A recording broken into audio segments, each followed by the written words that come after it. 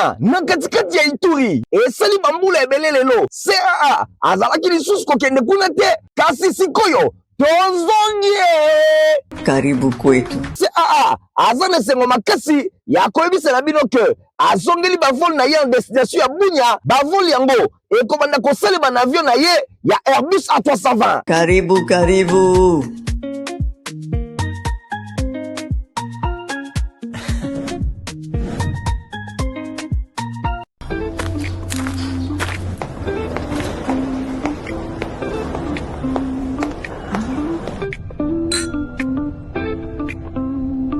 Reprise ya vol CAA na Kolwezi et zongi déjà à partir il y a le 13 avril 2026. Bon réserver déjà ma place na bino.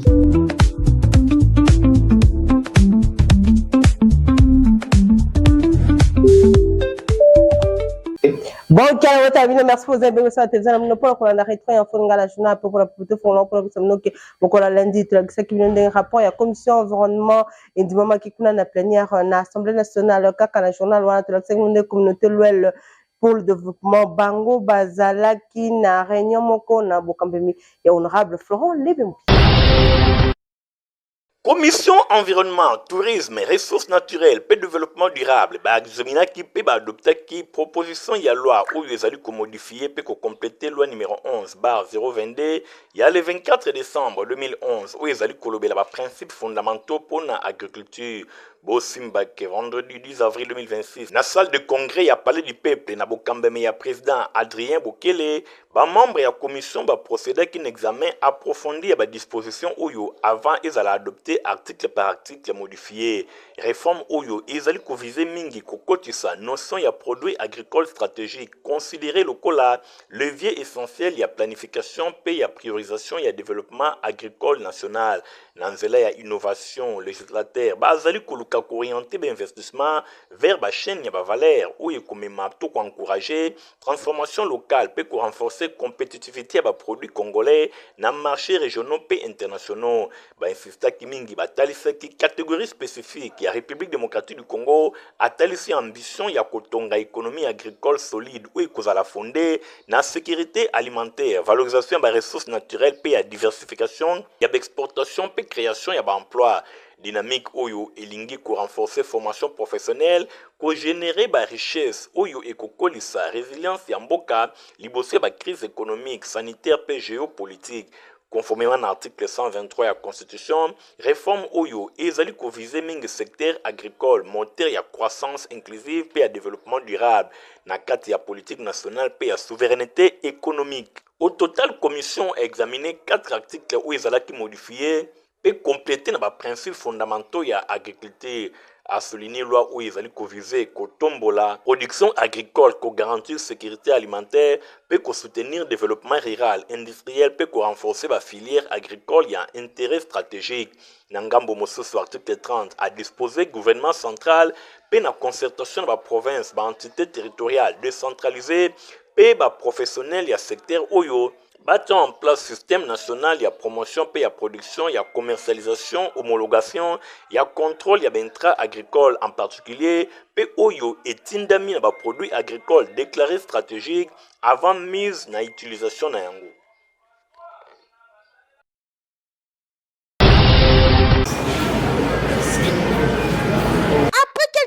Il faut kusolola pe kuyeba ndenge nini makambo ezali kotambola ba membre ya communauté l'ouel pour le développement CLD na mokuse basanganaki na salle la délice oyo ezwami mingi penza na avenue Mayamba pona kobeta masolo na bokambemi ya président na bango honorable Florent Lebembi oyo akumbelaka communauté l'ouel pour le développement. Lelo esali déjà 30 ans mobimba. Réunion oyo ezalaki pona kosala évaluation pe ko préparer assemblée générale oyo ekosalema mikolo ezali koya. Bosimba ki secrétaire général Miziki azwaki maloba pona ko expliquer bien fondé ya réunion oyo. Ndenge moko pe rapporteur pe modérateur azwaki maloba pona ko pesa objectif na tourna ye président ya CLD communauté l'ouel pour le développement honorable Florent Lebembi oyo asimbi ngwende ya bokonzi azwaki maloba pona kolimbola pe koloba eloko nini esengeli esalema pona kobongisa CLD ekende se liboso. Présence ya président honorable Lebe Mupia Florent, Assemblée générale de Pisa. Mosi na mosi, asengeli azala wana na Assemblée générale. Boyebake, communauté Luel pour le développement, ezwami bongo na territoire ya Idiofa, na secteur ya Sezo, na province ya Kwilu. Pe esangisi ba village nyonso oyo pe ezali ndinga na yango. Nous avons convoqué l'Assemblée générale. Ça m'a résumé bien la difficulté. Vous nous avez fait confiance depuis des années. Ça m'a géré bien. Plénière ezalaki organisé na Sénat ezalaki bongo national ya mokolo ya mardi kaka national na traction ndenge Premier ministre madame Judith Suminwa Tuluka ye akomaki bongo na province ya Haut-Katanga pona 11e édition ya festival la Mani. Fonds des Nations Unies pour la population INFPA a sollicité accompagnement des sénateurs de la République démocratique du Congo dans le second recensement général de la population congolaise. Na plaidoyer où ezalaki mené lundi 13 avril 2026 dans séance et information na siège du Parlement na Kinshasa. Rôle ezali ko se limiter kakate na ba couloir ya pouvoir central, bozali pe ba représentant direct ya ba voix ya ba province pe ba territoire. Réussite ya second recensement général ya population pe habitat ezali ko nécessité adhésion ya population. Tozali ko solliciter bino po na koyeba kokoma ba ambassadeur ya ba champion ya recensement pe na ba circonscription na bino. Ndenge a déclaré qu'il y a assemblée plénière Alain Apollinaire Akpadji, représentant résident ya UNFPA na RDC. Na argumentaire na ye Akpadji ye atalisaki ke ba sénateur bazali bongo na légitimité unique pour na convaincre ba leader coutumier pe ba communauté na importance ya recensement en tant que public pe na bien national. Alobi engagement ezali ko mobiliser population pe ko contrer des informations ou ezali essentiel pour na ko garantir couverture totale pe universelle ya ba opération. Katina yango ba zone oyo ezali reculé pe oyo ezali touché na ba conflit efficacité ya ba opération ezali ko reposer mingi na niveau ya collaboration oyo bokosala pona ko susciter intérêt na terrain boy engagé gouvernement ko normaliser mingi penza culture ya RG PHD. Akpadji a rappelé les sous-fonctions premières ya Sénat ya ko assurer ancrage institutionnel pe pérennité politique publique. D'après RG PHD, ezali dépenses isolées, kasi ezali réforme nationale stratégique, oyo esengeli ekota na dire, conformément à la prérogative pe ba attribution RG PHD, pour la centrale, il y a fonction législative, ezali encadrement, il y a action gouvernementale sur le plan politique, gouvernance démocratique, ba donné oyo et outil na RG PHD, ezali bongo na litomba pour na kota en œuvre la politique de décentralisation. Yango éco-orienté pe éco-affecté équitablement ba ressources publiques pe ba transferts fiscaux intergouvernemental pour na soutenir planification ba services sociaux na niveau provincial. Yango ezali pe na litomba pour na intégrité ya ba système électoraux pe ba découpage ba circonscription ndenge ba eli ba talisaki na ba province ya République démocratique du Congo pour na ba fonctionnaire onisien Sénat azali garant ya utilisation éthique légale pe ba donné oyo ekobima ba résultat ya RGPHD eko servir ko alimenter ba future loi pour la décentralisation découpage électoral urbanisme pe lisusu eko assurer représentation équitable pe organisation administrative. UNFPA alobi a côté na engagement mingi ya ko accompagner RDC na processus oyo ba sengi na ba sénateur ba utiliser influence politique na bango pe rôle na bango ya surveillance pour na ko garantir financement national pe ko promettre sécurité pe ko décaisser na ndenge moko ya malamu pour na ko retarder phase cartographique pe de nombrement pe lisusu mingi penza culture ya recensement et yeba na kosala makatango nyonso pe kokotisa utilisation ya ba données démographiques na ensemble ba mécanisme ya planification ya budgétisation pe ya redevabilité ya l'état. RDC oyo population na yango et comme lelo plus de 112 millions d'habitants a réalisé opération OYOT ya makasi depuis 1984, soit absence de données démographiques fiables pendant 42 ans. Sénat a voté qui peut prorogation ya état de siège. assemblée plénière ya Sénat ya République démocratique du Congo votaki loi oyo ezali kolobela autorisation ya prorogation ya état de siège sur une partie ya République démocratique du Congo ezalaki après présentation ya économie générale oyo esalemaki epai ya Guillaume Ngefa, ministre d'État en charge de la justice oyo a représentaki gouvernement. Sur 109 sénateurs oyo bakomposaka Sénat, 74 bazalaki présent, 72 bavotaki oui, pe mibale basabstenaki na ba oyo nyonso bazalaki enregistré. Projet oyo eza na durée ya 15 jours pe ekotindama epai ya chef de l'État pour la promulgation. Chef de l'État Félix Antoine Tshisekedi Tshilombo ya azalaki na audience ya ndenge na ndenge kuna na cité ya Union africaine, collectif ya bavoka ya pe ba cadre ya palu bango bakendaki ko dénoncer Willy Makiashi CA azongeli bongo ba vol na ye ya Bunia pe na Kolwezi ezalaki bongo national ya mokolo ya mercredi. Na masolo ya prise de contact elongo na chef de l'État Félix Antoine Tshisekedi Tshilombo na représentant spécial et secrétaire général ya ba Nations Unies na République démocratique du Congo James Swan ba discussion balobelaki mingi na mise en œuvre ya nouveau mandat ya conseil ya sécurité oyo a confié na MONUSCO na cadre ya résolution 2808 pe ba responsabilité opérationnelle oyo euti na résolution 2773 a résolution mibale ezali ko obliger MONUSCO à même soutien opérationnel na effectivité ya mécanisme ya surveillance pe ya vérification ya cessé les faits oyo elobamaki na Washington pe na Doha pour instaurer autorité à l'État dans ensemble ya territoire ndenge bazali kolongola l'administration parallèle illégitime na zone oyo ezali occupé epai ya armée rwandaise. Banger ya coopération entre République démocratique du Congo na Belgique yango ezalaki na cœur ya masolo ya chef de l'État Félix Antoine Tshisekedi Tshilombo oyo abetaki na ministre belge ya asile Madame Anne Van Bossich na après-midi ya mokolo ya mardi 14 avril na cité ya Union africaine.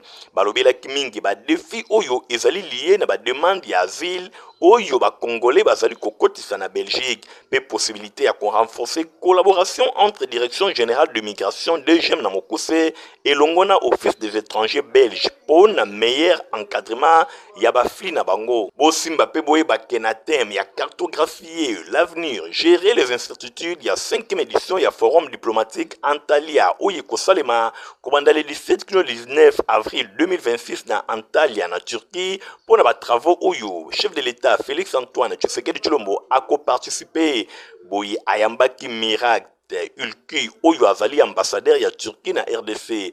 Forum oyo ekopesa opportunité ya kotombola mongongo ya RDC na statut na ya membre non permanent ya conseil ya sécurité ya ONU pour la période ya 2026-2027. Ekosangisa plus de 5000 participants ya 150 pays. Au moins 20 chefs d'État bakozala wana elongo na 50 ministres ya affaires étrangères pour na kodiscuter likambo etali kimia, durabilité, numérisation pe avenir ya coopération internationale na contexte il y a rééquilibrage, il y a puissance.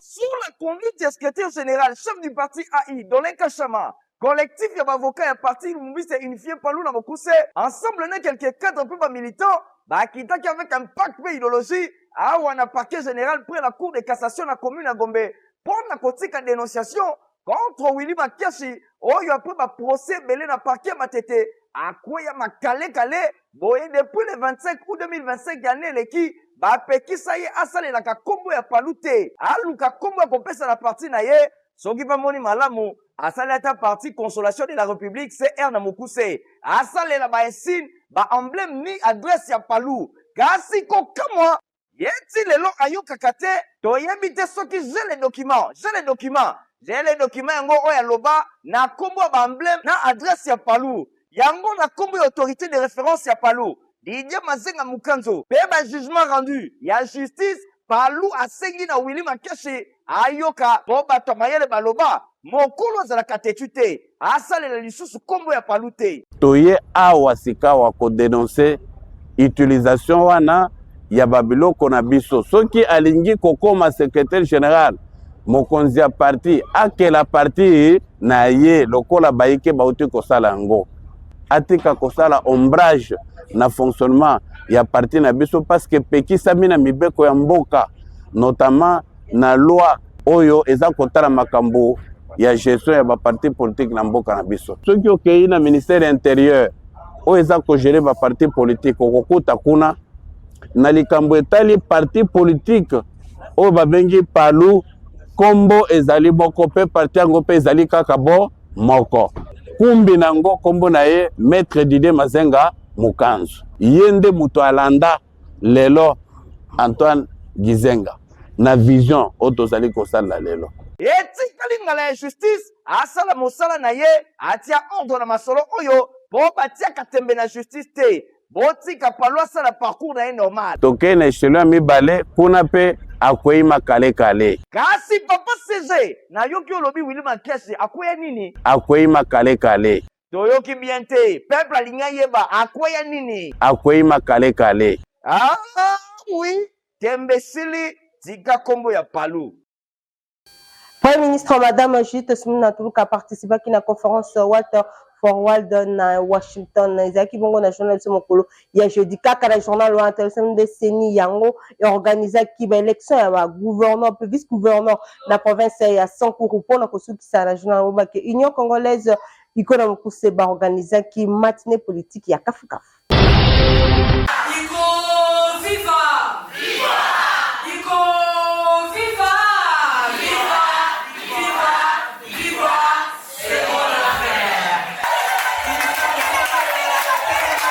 Nyonso elekaki na siège na bango ezwami na commune ya Kasavubu. Matinée politique oyo thème na yango ezalaki femme de valeur, entrepreneuriat, attitude et respect. Matinée politique oyo objectif ezalaki semoko ya kosensibiliser ba présidente cellulaire ya ville province ya Kinshasa.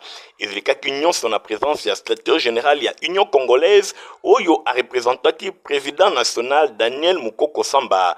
Matinée politique ezalaki bongo organisé na ndenge ya kitoko, le leadership féminin, formalisation économique pe ba valeur comportementale.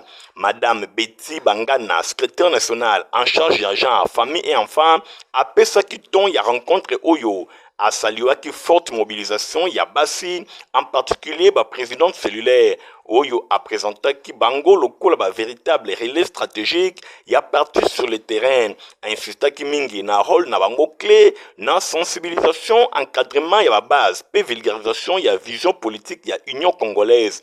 Pona ye autonomisation ya basi ezali koleka liboso na engagement actif na responsabilisation pe na capacité ya ko entreprendre. A résumé message na ina micro ya Info Lingala. Ba maman nyo surtout basili ko répondre na appel to lansaki. Plus précisément ba présidente cellulaire. C'est parce que bangonde baza base ya Union congolaise. Bangonde baza en contact direct na ba militant. Yango tozola ki bango temo ya malamu tosili ko partager femme de valeur, entrepreneuriat, attitude et respect. Ba comment ko kita na terrain avec respect, comment ko gagner ba militant na kati ya Kinshasa et puis partout ailleurs pour être bakoma na kati ya Union congolaise. Pour objectif ezali porte na porte chaque parcelle iko et Lobanga. Jocelyn Napa, conseiller à vice-premier ministre Daniel Mukoko Samba en charge de la formalisation, Yepe Azalaki deuxième intervenant à l'Obelaki Mingi vraiment la formalisation P enjeu majeur. Mingi, grande partie de l'activité économique féminine et Zali ko évoluer kaka na informel kino lelo et Zali ko limiter accès na financement P na protection sociale et longo na ba opportunité ya malonga ko formaliser yango et Zali bongo ko pesa na bande ko basi ba moyen ya coexister pleinement na économie nationale peut ko sécuriser l'activité na ngo peut ko contribuer de manière durable na développement ya mboka. Clou ya rencontre oyo ezalaki Madame Yolande Otier, conseillère na image, pe a rappelaki réalité oyo ezali négligée. La réussite entrepreneuriale ezali ko se reposer kakate na ba moyens financiers kasi na attitude ya discipline pe ba valeur. Bienfaisance, respect ya présentation ya ngomoko pe confiance oyo ezali bongo kosala ba tout essentiel pour na basi nyonso oyo bazali ko aspirer ko réussir na monde ya ba affaire. Yepe atalisaki esengo na ye na micro ya Info Lingala par rapport ya ndenge matinée et les kaki. L'ambiance était vraiment chaleureuse, j'ai beaucoup apprécié les femmes, elles sont dynamiques et tout ça. Et ce qui m'a vraiment intriguée, c'est le fait que beaucoup de femmes ont énormément de services à faire. Hein. Elles sont vraiment entrepreneuses dans beaucoup de choses. Comme vous avez dit, elles sont multiservices. Nabobimi ya matinée politique oyo responsable ya ba femme membre ya Ikolu Tendele oyo auti kosadere Madame Alega Ngoy yepe atalisaki esengonai. En tout cas, je ne m'attendais pas qu'il y ait les caboyers. En tout cas, réussite 5 sur 5, vraiment. Oui, rencontre Oyo ezali kotalisa autonomisation ya bandeko basi yango ekoki kozala efficace kaka soki ezali ko se reposer na triple pilier leadership engagé, opportunité économique structurée pe socle moko solide ya ba valeur personnelle na ko kombinaka engagement politique, formalisation économique pe développement personnel. Union congolaise ya autorité morale Daniel Mukoko Samba ezali ko proposer approche moko global capable ya transformer durablement rôle ya bandeko basi na société congolaise. Na mokola vendredi tomola kinenge bataille ya 14e région militaire bango batiaki maboko na ndeko moko oyo akosaki kidnapping. Honorable Moteneye a visité kilibota moko ndeko na bango azalaki bongo kidnappé pona kosukisa na journal wana mokola vendredi bo ke complexe scolaire mama pemba bango baza na atelier kitoko pona formation na bana na bino ya commune Kisenso. Jean-Pierre. Bailema ya bataillon PEM ya 14e région militaire batiaki maboko vendredi 10 avril 2026 et paye ya Monsieur Kabemba Mwakadila Jean-Pierre oyo akosaki kidnapping ye asali simulation ya kidnapping depuis le 7 avril 2026 et longona mademoiselle Rajabu Agnès étudiante na université moko awa na ville ya Kinshasa. Malfaiteur azalaki présenté na commandant ya 14e région militaire, commandant en place ville-province ya Kinshasa et paye ya colonel Désiré Moumessa, commandant ya bataillon PEM en présence ya ba parents ya mademoiselle Rajabu Agnès. Ba bengi ba parents ba filmer ye alobi ke ba kidnapper ye partout ba lobi ba kidnapper ye mwana bungi fa pesa $25,000. Papa na bango alobi ke za $25,000 te daza na mbongo te alobi so botini mbongo te bokomona oyo kosalama ti tango tozwi plainte toluki otengi batini mbongo epa nani tango bapesi numéro oyo mbongo eye eza ebimi na kombo na ye nde tobi toluka ye toluki ye tokangi ye orke ye nde mutu akamataki mwana mwasi oyo akei na ye na hotel banda mardi ti tozwi ye lelo oyo donc bakidnapaki ye te eza kidnapper ya bango moko nde basalaki. Général-major Kizimu Mbuyu Stavin yepe na occasion wana a profité ki pona ko lancer message ya calme et pas ya population pe asengi na bango basa la confiance et pas ya service ya défense pe ya sécurité ba dénoncer mutu nyonso oyo azali suspect to pe identifié lokola azali ko sala makambo mabe. Nous avons lancé comme message à la population, c'est d'être calme. La police, l'armée et tout le service qui ont dans leur responsabilité la sécurité de cette ville de Kinshasa font leur travail. Donc ils n'ont pas à se plaindre. On travaille. Nous sommes là, nous n'avons pas beaucoup de choses à dire, mais qu'ils nous regardent, nous travaillons. Et ils doivent, la population ou les citoyens doivent être complices à leurs forces de défense et de sécurité en dénonçant tout cas suspect de manière à nous rendre efficaces. Bosimba pewe baki 14e région militaire ezali déterminé pour na ko traquer topé ko landela ba un civique nyonso bazali ko perturber sécurité pe quiétude ya population kinoise. Il fallait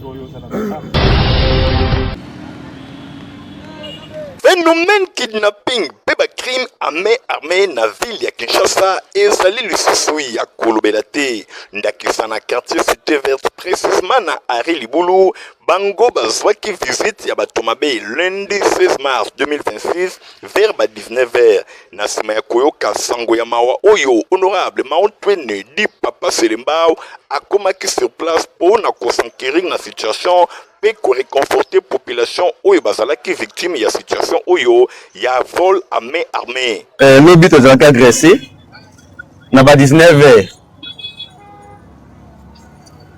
tango ka kura ekei nga na bimi keno nasomba jus pa mama Germaine oyo na nguza mboye keno nazokota jus mbala moko masasi na nsima na baluka boye bazalaki 4 oyo namonaki na miso 4 personnes. On a munduki, on a munduki, on a munduki.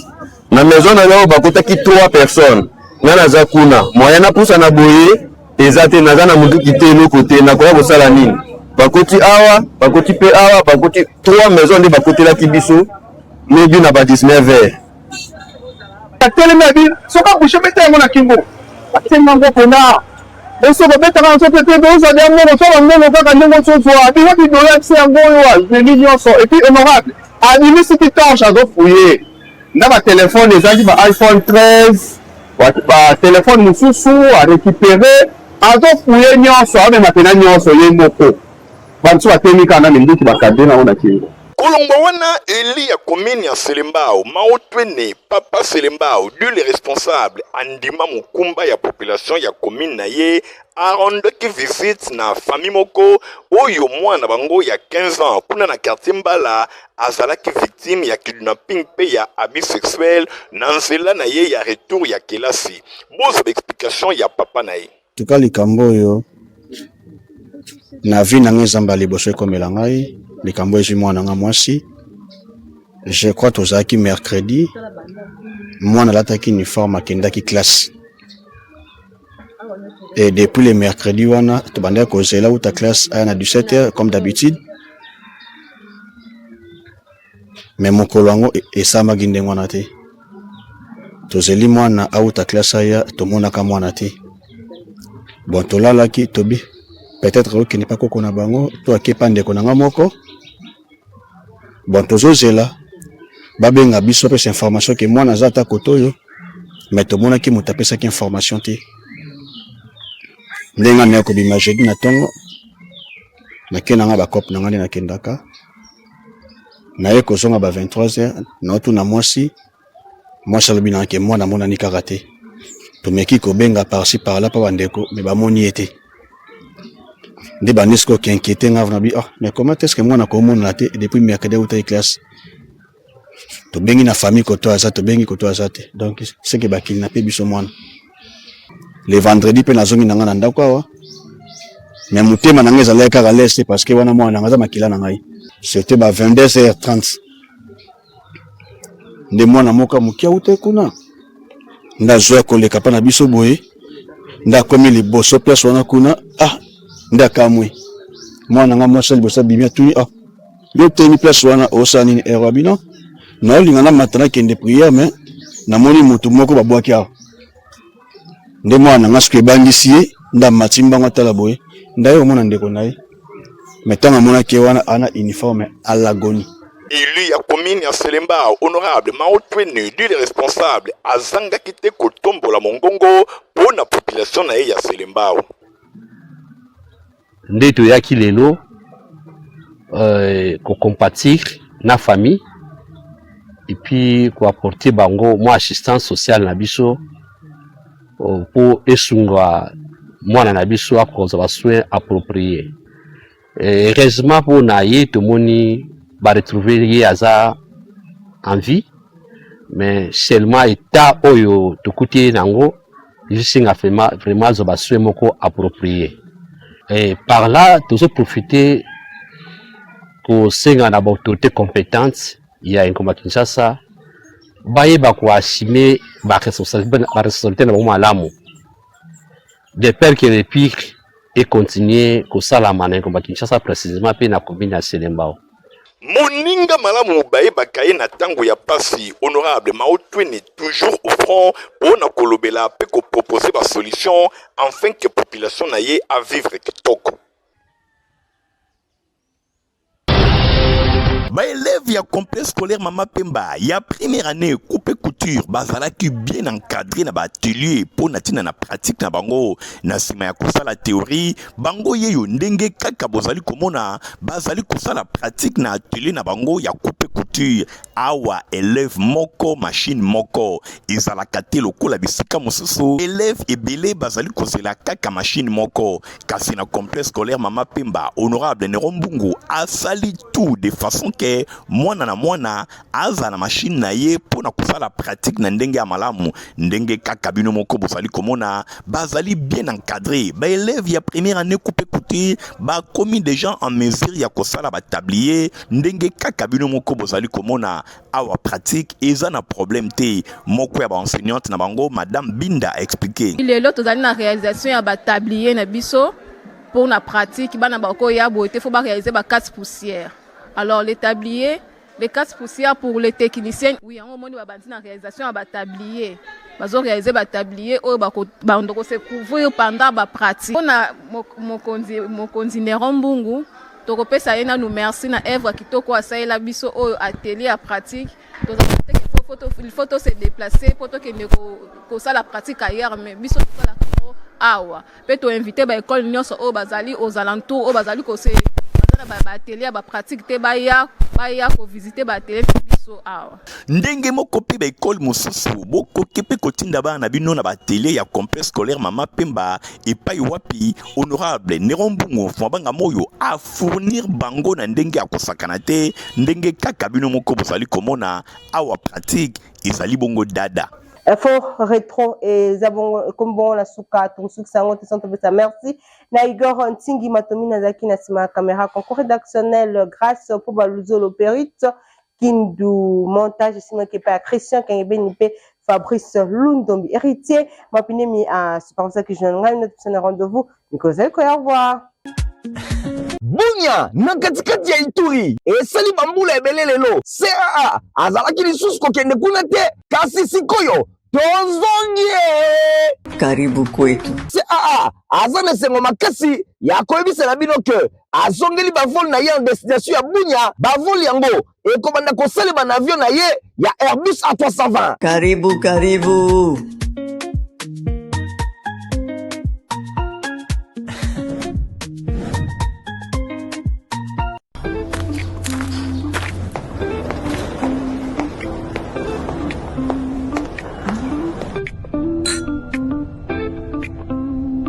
Reprise ya vol CAA na Kolwezi et zongi déjà à partir il y a le 13 avril 2026. Bon réserver déjà ma place na bino.